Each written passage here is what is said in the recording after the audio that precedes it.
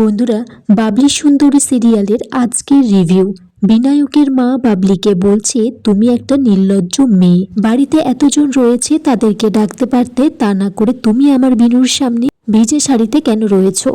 বিনায়ক তার মাকে চুপ করতে বললে বিনায়কের মা বিনায়ককে বলে, তুই যত নষ্টের গোড়া, তুই আমাদেরকে বলছিস ডিভোর্স করে দেব, কিন্তু তুই এদিকে ওর অসভ্যতাগুলোকে প্রশ্রয় দিচ্ছিস। বিনায়কের মা তারপর বিনায়কের হাতটা ধরে টানাটানি করলে এদিকে বাবলি বলে, ওর হাতে ব্যথা, আপনি ওর হাতটা ধরবেন। বাবলি তারপর একটা তাওয়াল এনে বিনায়কের গা মুছিয়ে দিচ্ছে। বিনায়কের মা বলছে, নির্লজ্জ মেয়ে তুমি একটা। বিনায়ক তার মাকে ধমকে বলছে, ও নির্লজ্জ নয়, দিনের পর দিন তোমরা যারা নোংরা চিন্তা ভাবনা নিয়ে ঘুরছো তোমরা নির্লজ্জ।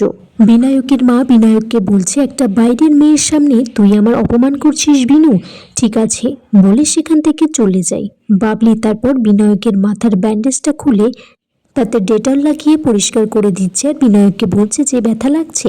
বিনায়ক বলছে না। বিনায়কের মাথার ব্যান্ডেজ করা হয়ে গেলে বাবলি সেখান থেকে চলে যায়। বিনায়ক বলছে, বাবলি আমার নয়, ও শুধুমাত্র অর্চির, আর অর্চির অবর্তমানে এত কাছাকাছি আসাটা একদম ঠিক হচ্ছে না। তারপর অর্চিকে ফোন করে বলে যে বাড়িতে আসার জন্য। অর্চি বলছে যে তার অবর্তমানে অফিসটা তাকে সামলাতে হচ্ছে। বিনায়ক তারপর অর্চিকে বলে, কেন তোর বান্ধবীকে কে সামলাবে তাহলে? অর্চি বলছে, কেন তার বর সামলাবে, বলে ফোনটা অর্চি রেখে দেয়। বাবলি এদিকে রান্নাঘরে ঢুকেছে বিনায়কের জন্য কিছু গরম গরম বানাবে বলে। বাথরুমের সিনগুলো সে ভাবছে আর উল্টোপাল্টা কাজ করছে। তারাপদ তখন সেখানে এসে বলছে, বাবলি রান্নাঘরে কি করছে? বাবলি তারপর বিনায়কের জন্য খাবার নিয়ে যায়, কিন্তু বিনয় বলে যে তার হাতে ব্যান্ডেজ করা, সে কিভাবে খাবে খাবারটা? বাবলি বলছে, আমি কি এই ঘরে খই বাজতে এসেছি? যে কাজটা আপনি করতে পারবেন না সেটা আমি করে দেব। বিনায়ক প্রথম দিকে খেতে চাইছে না, কিন্তু বাবলি জোর জবরদস্তি বিনায়ককে খাইয়ে দিচ্ছে আর বলছে, সরকার এখনো হাসির উপর তো কোনো ট্যাক্স চাপায়নি, তাহলে আপনার হাসতে কিসের মানা? আর খাবারটা কেমন হয়েছে? বিনায়ক বলছে ভালো হয়েছে। বাবলি বলছে মুখটা কালো করে রয়েছে, ওদিকে খাবারটা বলছে ভালো হয়েছে। বিনায়কের বোন তারপর বাবলিকে ডেকে বলছে যে, আমি বাবা মার ঘরে সেনগুপ্ত ডক্টরের নাম্বার আনতে গিয়েছিলাম, গিয়ে শুনি যে তোমার বৌদিকে ফোন করে তারা ডেকেছে আর কিছু টাকা দিয়েছে, তোমার বৌদি যাতে এসে তোমাকে নিয়ে যায়।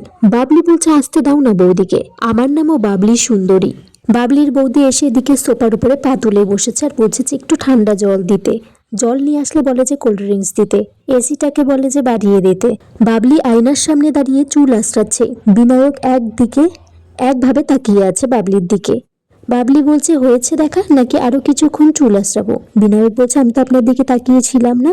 তখনই বিনায়কের মা এসে বাবলিকে বলে, অনেক হয়েছে নার্সগিরি করা, এবার ব্যাগপত্র গুছিয়ে নিয়ে বাড়ি যাবার সময় হয়ে গেছে, কারণ ডিউটি আওয়ার শেষ। বিনায়ক মনে মনে ভাবছে যে বাবলি এক্ষুনি এই বাড়ি থেকে চলে যাবে। বিনায়কের মা বলছে, তুই তো বাবলিকে ডিভোর্স দিতে চেয়েছিলিস, তাই ডিভোর্সের আগে মা হিসেবে আমারও দায়িত্ব তোদের দুজনকে আলাদা আলাদা রাখার। বন্ধুরা, আগামী পর্বে দেখা যায় বাবলির বৌদি বাবলিকে চিনতে পারছে না। বাবলির গায়ে মারতে গেলে বাবলি হাত ধরে বলে যে, আমায় চিনতে পারছো না? বাবলি তারপর একটা সানগ্লাস পরে আর দাঁতগুলোকে সামনে এগিয়ে দিয়ে বলে, আমি তো বাবলি সুন্দরী।